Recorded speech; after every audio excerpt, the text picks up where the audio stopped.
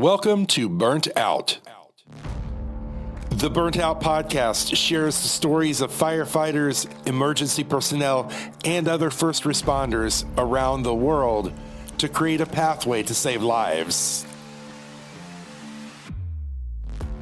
The stories you will hear are real and may be disturbing to some listeners. Listener discretion is advised. And now I'd like to introduce you to your host for Burnt Out, a 33-year retired veteran of the fire department, Skip O. Thanks, Sean, for that introduction. We'd like to welcome everybody to Burnout Podcast. And also I want to welcome my guest host. We got Jeff, the old guy. Hello. And we got Adam. Adam What's J. up? How you doing? I'm great. I'm really good, guys. Super. Before we get started, I'm going to go over a little list of our sponsors right here. We got Bridges of Hope. It's the Warrior's Pathway to Recovery. We got Turning Point, Madison County. We have Toyota, Pete Lou and Newfoundland's First Responders Wellness, American Foundation for Suicide Prevention, and I believe, Adam, do you have a couple for us? Yeah, we do. We have a couple new sponsors here. Throttle and Thrive. It's a men's drug and alcohol treatment facility in Palos Verdes, California. 6-bed center for first responders and military will be opening up in April 2023. And then we have Recovery First out of Palm Springs for first responders. Cool. Well, I left out one. We have Thin Line Canines, and they're one of our sponsors too. And they will be at FDIC with two of their four-legged angels. So I'm looking forward to that. Nice. As far as FDIC, that's a convention, a fire convention in Indianapolis, Indiana. It covers the Lucas Oil Stadium, the convention center, and all around Indianapolis. So you got 30,000 plus first responders coming in there. And then the Worldwide Peer Support has an exhibit. We're down there in the Lucas Oil Stadium. You can go to the website, worldwidepeersupport.org, and go to events, and that'll give you the number of our exhibit and also the dates that we'll be doing the exhibit on the 27th, 28th, and 29th. And I believe a couple people that I know that might just be on this podcast is going to be there. Is that right, guys? Yes. It'll be a good time. I'm looking forward to it. You know, I've been looking forward to this since I was in Bridges of Hope back in June. Skip, he's coming to see me as part of the Warrior's Path, and would come in with peers and told me about it. He said, if you can stay clean and you can stay alive, I want you to come out here for FDIC. And look, here we come. Yeah. Also said, don't screw it up for us. This is about us, not you. Yeah, you did say that. Most definitely. Well, I tell you, it's you guys, Jeff, I think, Jeff, you've been there for a few times, haven't you, FDIC? I've been there 8 years. Yeah, I went there 8 years straight and haven't in the past 3 years because everything that's been happening in our world. So what'd you think of it? Oh, I love it. The hot classes, which are the hands-on training classes, usually happen Monday through Wednesday. And those are really good classes. Like I can think of a couple. Man versus Machine was really good. And then you have your classroom stuff too that goes Monday through Friday, I believe. But then Wednesday, your short exhibits happen. Wednesday, Thursday, and Friday, your short classes happen. I mean, if you want to learn something, there's a multitude of things you can pick up in that. And there's really no one class that you won't understand and won't like. I mean, it's a lot of information there. A lot of firemen too. It's crazy. Well, if you guys want to find more information about FDIC, go to fdic.com, and you can, we'll put it on our website too. We'll get that on there, and you can check out the dates different classes are putting on. But my first time was 2018. I worked at the fire department here in town, but also volunteered on my day off for American Foundation for Suicide Prevention. And we decided 2 weeks before FDIC, let's have an exhibit there. And I didn't know how many people were going to be there. I was always told, you ought to go to FDIC. I said, man, I seen a bunch of fire trucks and apparatus room. I don't need to go out there and see that stuff. Well, I went there, and we had a 10 by 10 section, and it was like Disney World for the people to talk to me. And not because who I was, we were talking about suicide prevention, and I had a lot of first responders coming up there, man, and some of them were breaking down and crying because they had bad runs.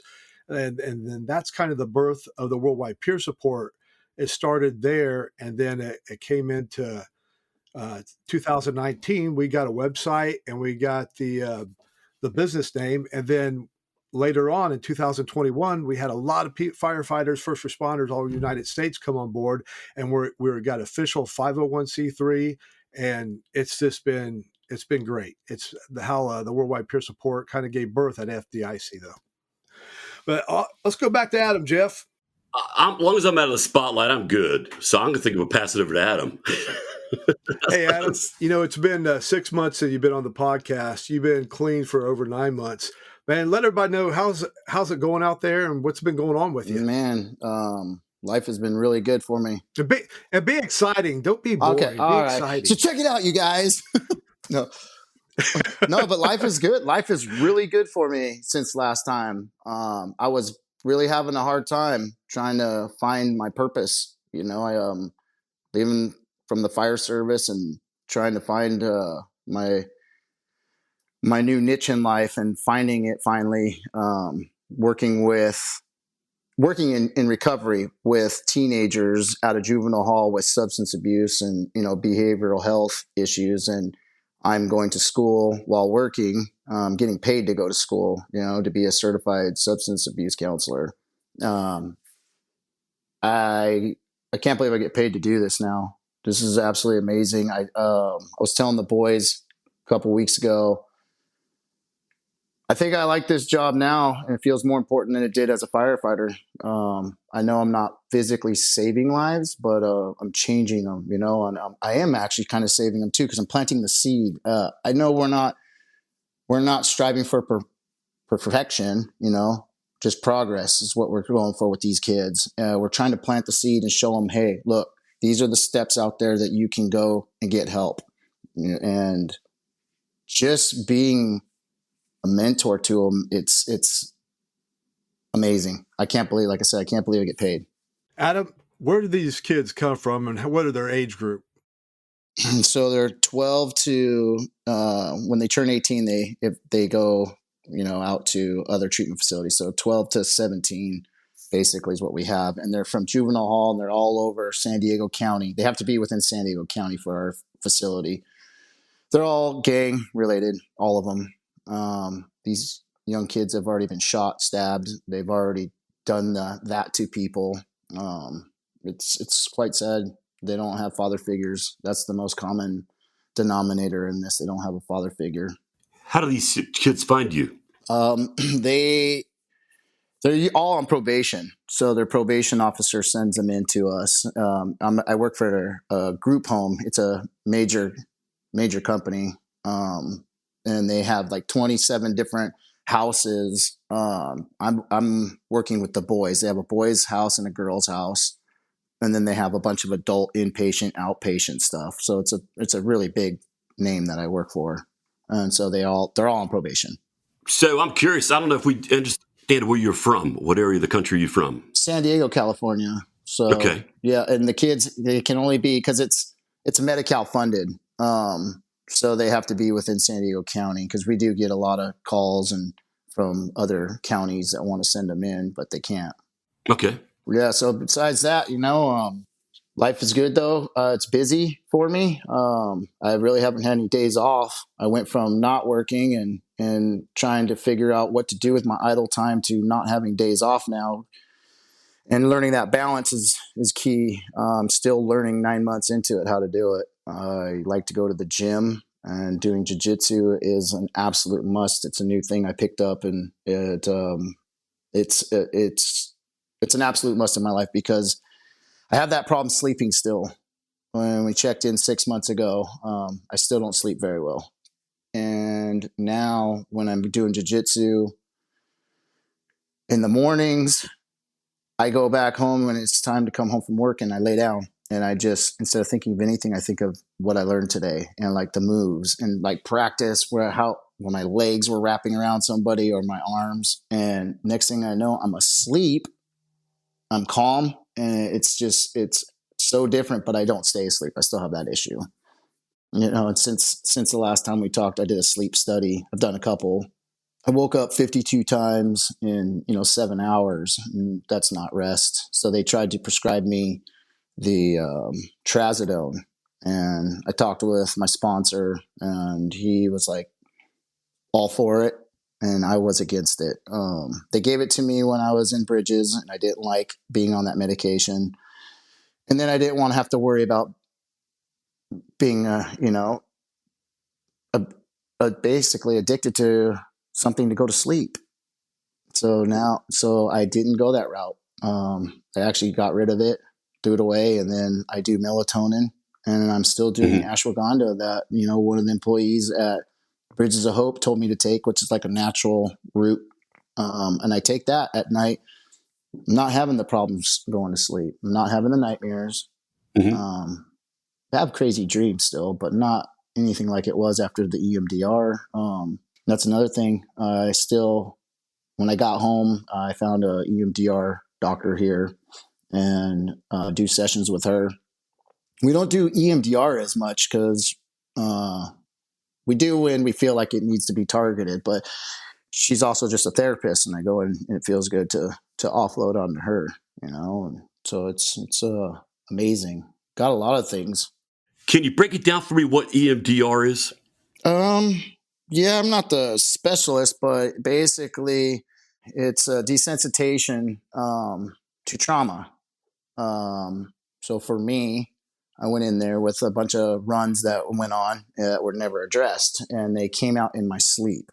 Sleepwalk and have nightmares. Take you back to these incidences. They call them targets, and you go in there with the therapist, and they say, "Okay, well, what is it about basics? Just basics on a scale of 1 to 10, how it's bothering you, basically, right? The disturbance in your body and where you're feeling it, and then so they get a baseline of where it's at. So if it's like a 9 on a scale of 1 to 10, and then they run you through these little increments, I guess, where they you breathe, and then I did tappers, and you just basically have your eyes closed and you tell them what you see and how you feel and where you feel it. And then after a couple slow breaths, they ask you, "Hey, where do you feel it now? Where's the disturbance in your body?" And then they try and they speed up the paddles, the tappers, or they can slow it down depending on how you're feeling, your anxiety level. And it's they just keep reevaluating it and taking you down. And then while you're doing this, something else just randomly might pop up, from your childhood, which it did with me. My father popped in, and wasn't even there to think about him, but we grew up with a rough childhood. My dad was motorcycles and stuff like that, and motorcycle clubs and crazy stuff. So that stuff just popped up out of nowhere, and we went down that avenue. You know what, Adam, when you're speaking to your dad, what about your family now? When you got back and adjusted, how is your relationship with your family now? It's, well, I talked about it the first time I was on. I came home to an awesome welcoming party of all my girls, all my daughters, the 4 daughters, and Rebecca here. And my girls' relationship and mine, Rebecca's, all of us, is just unreal. It's like the Brady Bunch family, it's perfect. Actually, we sit at a dinner table. We try to every night, but now that I work nights, I work 4 to midnight. It's not as easy, but last night, we sat at the table and we catch up, and it's something we've never done. And it's absolutely amazing. We're looking for some vacations, this summer up to the beach house, and can't wait. Everybody's excited to go do that. I'm involved with all the school stuff, cheer. I mean, life is really good with the kids too. They come and support me when I take tokens. When I take my 9-month token, they come and they like to sit there and see me take my tokens. They go to meetings with me just randomly. They're very involved in my recovery. Well, a few weeks ago, you brought your daughter somewhere. You want to tell everybody about that? Yeah, absolutely. That was a cool experience. So a lot of the family went back to the East Coast, and me and one of my second oldest daughter went up to a place called Davis, California. It was about 3.5 hours north of San Diego, out in the mountains, for a wolf retreat. Skip got flown out there with his wife, and we got to go to this wolf retreat that they're making for first responders. They wanted to hear what Skip and I had to say, especially kind of like my story being kind of fresh and going through Bridges of Hope and them starting up a program, what worked and what didn't work. And it was actually a really awesome thing. I got to bring my daughter, and it was just a nice drive with her going up. And then the way it worked out was the night we got there, we sat with a therapist, an EMDR therapist that they want to work with, Dr. Goody. And she was talking to my daughter off to the side. I could kind of hear the conversation, and this was really good. This was like a breaking point, because when I was in Bridges, we did family therapy via Skype.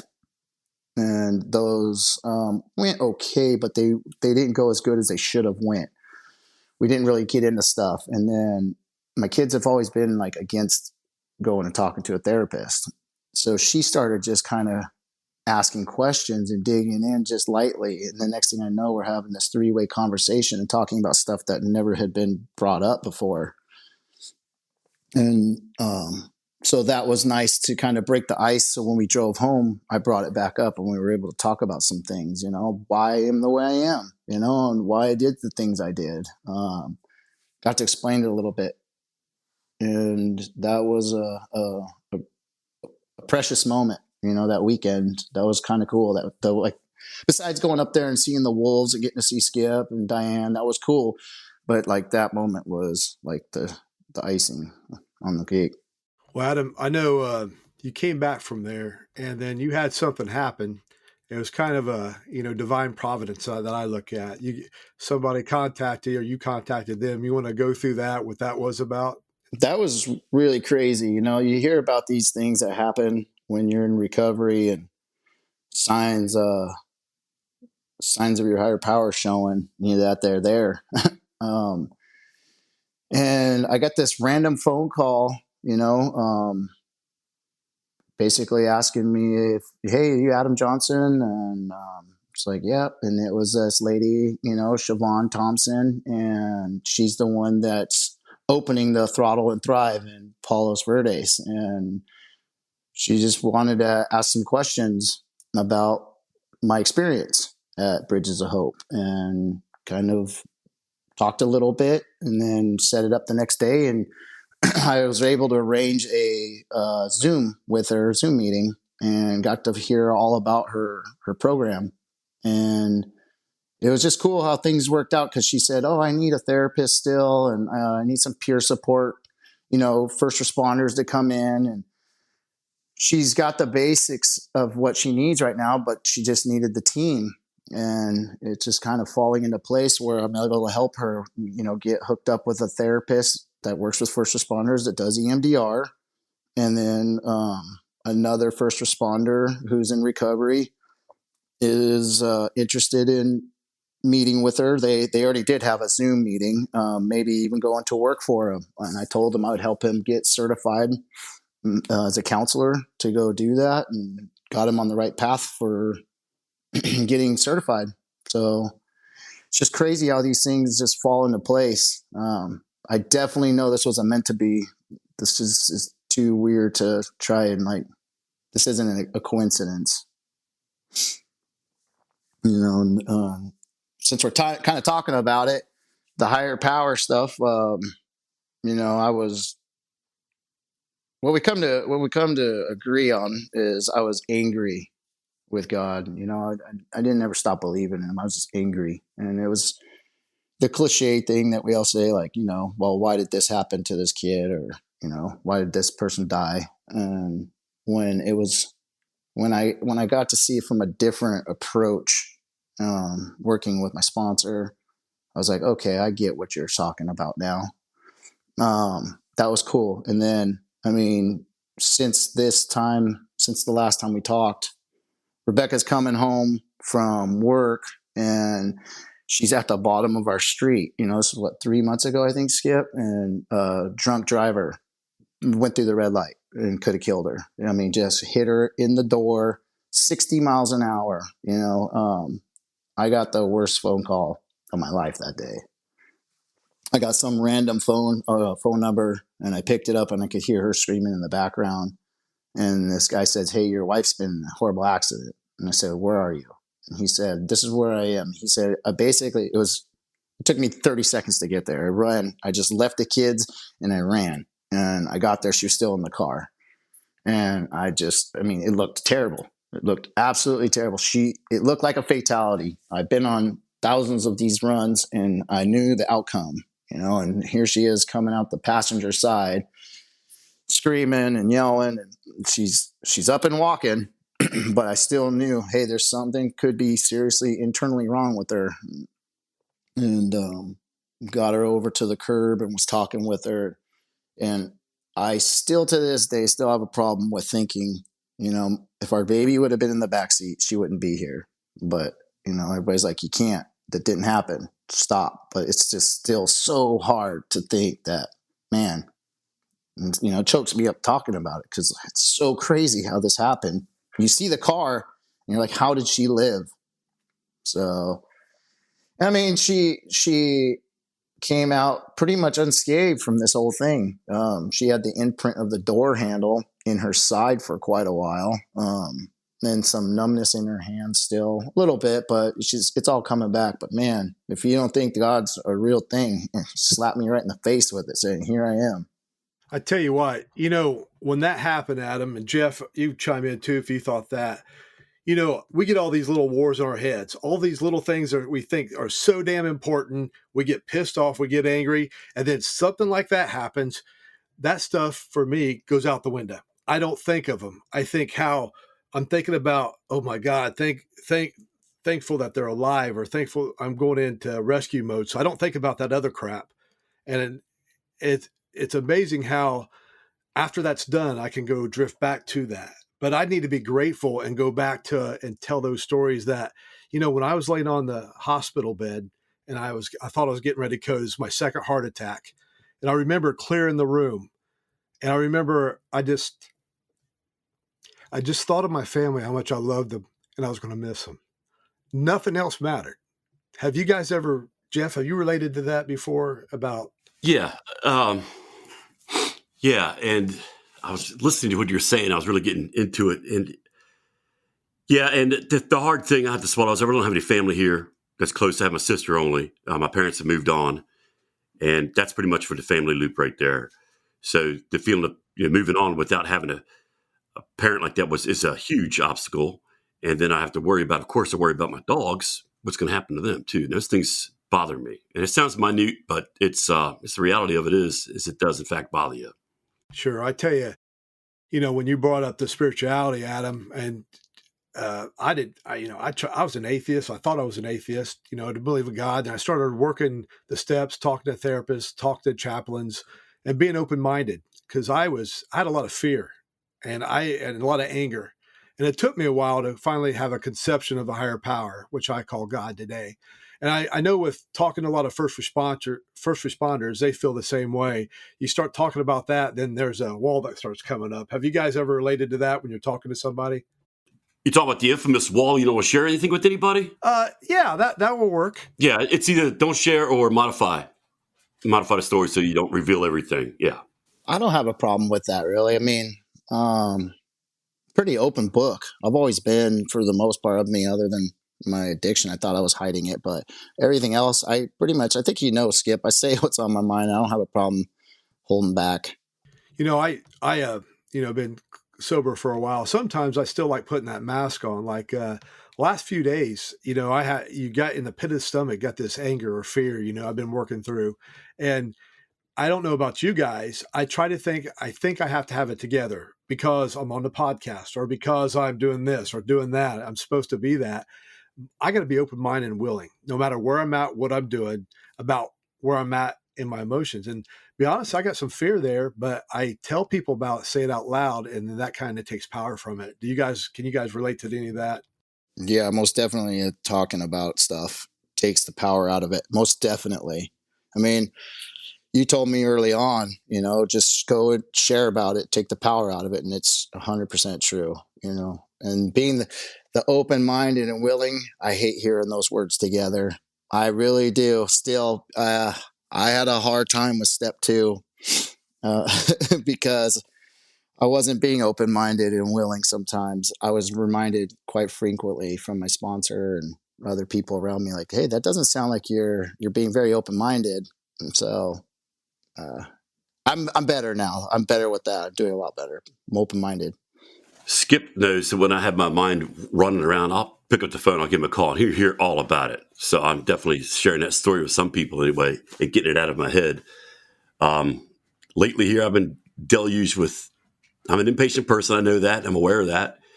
But I don't feel like I have real control over the future right now. I don't have all the puzzle pieces in my hand, and it's in other people's hands. And it's so frustrating right now not to be able to do what I want to do because of that. And it all comes down to the work injury and whatnot. And I was sharing that with Skip earlier. But yeah, that frustration that I'm going through right now is ridiculous. I tell you, Jeff, I know that frustration when we're powerless. I have to give it to my higher power because I can do everything in my around my hula hoop as a sponsor. I got control. It's like a hula hoop in my little circle. I need to give it all away and ask for help. And usually it comes with prayer, meditation. But sometimes today I don't buy into that. Sometimes that's when I get real negative. Like, man, there ain't nothing there. Man, this is just worthless. And I get in that mind where I get tired of getting up, man. Even though I've had all these good times, these good moments with my family, good times with you guys, I get up some days, I go, you know what? I don't want to get up anymore. This is too hard. I'm tired of going forward. Do you guys relate to that? Oh yeah, absolutely. Every day. I think every single day. I'm exhausted, tired, I mean, from doing, like I said, to jiu-jitsu, going to bed late and then not sleeping well. And talking about injuries, I hurt my shoulder doing jiu-jitsu, tore my shoulder.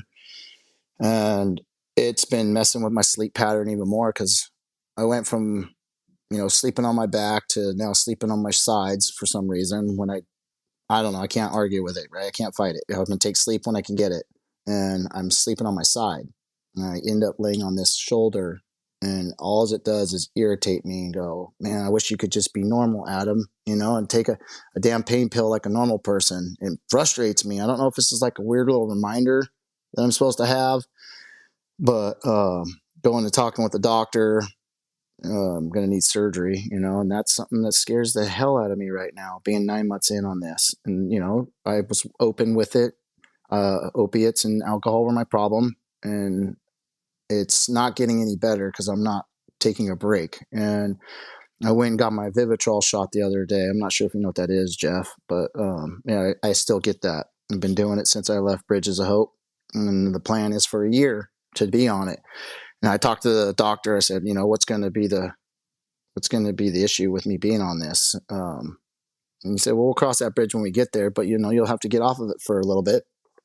Because let's face it, you can't really have a major surgery like that and then just go without. I'm going to try and go as long as I can, without having to take something.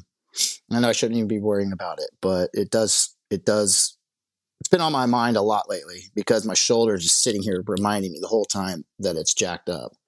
Yeah, shoulder surgeries are no walk in the park. They're really not. I applaud you for that, man. I hope it works out well. I just coming off of knee surgery, a total knee replacement, and it wasn't fun. It's still not fun.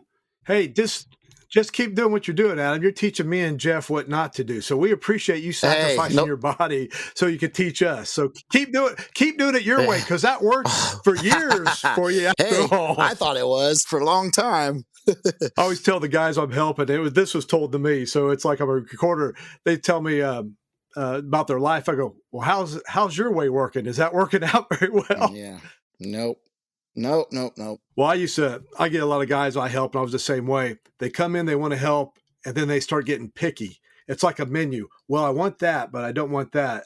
I said, you either got to take it all or nothing that's how I look at it. The old way of looking at it in recovery. I said, your way's not working. Just try a different way, because if you keep doing it your way, you're going to be dead or in jail or somewhere. I'm so grateful I had these kind of old guys that was really hard on me. And that's what I needed at the time. It's a little different today, I think, but back then that's what I needed. I can't even imagine, me still going, for 9 months without being in recovery. I can't imagine where I would be, where I was. And then if I would have kept going where I would be right now. That's just, it's so crazy with fentanyl being out there and everything. Like, it's so scary to think. Well, guys, it's time's winding, but I want to ask a question. You know, I always ask this, and you guys know what the question is going to be. Probably a couple questions. So I'm going to start with Jeff first. Jeff, there's somebody out there. It's a police officer that's sitting in his vehicle all by himself, or it's a firefighter that's came back. It's 2:00 in the morning. Everybody else went to bed, or it's just this person, just somebody lost, not sure which direction. They need shock therapy through language. What are you going to tell them right now? Right now, you got 30 seconds, not a minute. You got 30 seconds to get to them. Go. Well, you heard just your plan's not working out the way you think it's working out. It's absolutely failing. And you know you need to do something. You're sitting in your cruiser, you're sitting at the firehouse, sitting in your EMS room, wherever it may be, and you're thinking about what you need to do. This is the time you need to make that call, make that commitment to get yourself squared away, invest in it mindfully and financially, however you need to do it. This is the time. This is the time. Adam, go. I think that you would need to find somebody that you can trust to open up to. If I was a firefighter, police officer, first responder that needed help, and I could talk to them, I would just tell them my story and that there's help, because that's what I didn't know was out there when it was my turn, you know? So you've got to educate these people that are out there still in the line, or the ones that are retired like myself, that there's help out there for us. And it's okay to go. Let's stomp the stigma. You can still keep your job talking about it, because that's what people are worried about. And just go get help, professional help. You can go on our website, burnoutpodcast.org. There's treatment facilities on there. There's also some phone numbers that can help guide you what you need to do. Also, you can go to worldwidepeersupport.org, and you can dial our 24-hour, 7 days a week number. We'll repeat that too here in a little bit, but guys, thank you. That was good, Jeff and Adam. I like how that. Now we're going to go to my second question. What slogan? I want a new one, not an old one. What slogan, when you guys get down and dirty and in the dumps, that you use that gets you pumped up to keep going, keep moving forward, to keep marching? Jeff. I've been here. I know what this feels like. I know how bad it can get. I also know what it's like to get out of it. So what have I done before is what I need to start doing now to get me out of that. That's not a slogan. It's not. And you asked for a slogan. You've been here. You've done it before. You could do it again. Just try harder. But don't quit. Don't stop. There you go. Adam, go. Something corny that I get that gets me through my day is just for today right now, you know, in recovery. Just get through today, get another 24. That's good. I remember I first came in, my sponsor was telling me about the program. I go, I'll try it. I said the word try. I'll try the program. He goes, nope, just do it. Either you do or you don't. So just do it. The number you can call, it's 812-646-9977. 812-646-9977. If you're sitting there and you need some help, call that number, and that will call one of our peer support people, and we'll get you the help that you need. But Adam, Jeff, thank you for being on the show and sharing your feelings. It's good, man. Thanks for letting me come in and do a little update, let you guys know how I'm doing. Thank you. Thank you, Skip. All right. Well, everybody, just remember, go home tonight, shut your phone off, shut your scanner off, and get some sleep. God bless. Thank you for listening to Burnout. Burnout is brought to you by the Worldwide Peer Support. You can visit Burnout Podcast at burntoutpodcast.org or visit Worldwide Peer Support at worldwidepeersupport.org. Your host for Burnt Out is Skip O. Executive producer Sean P. Neal. And produced by mypodcast.media.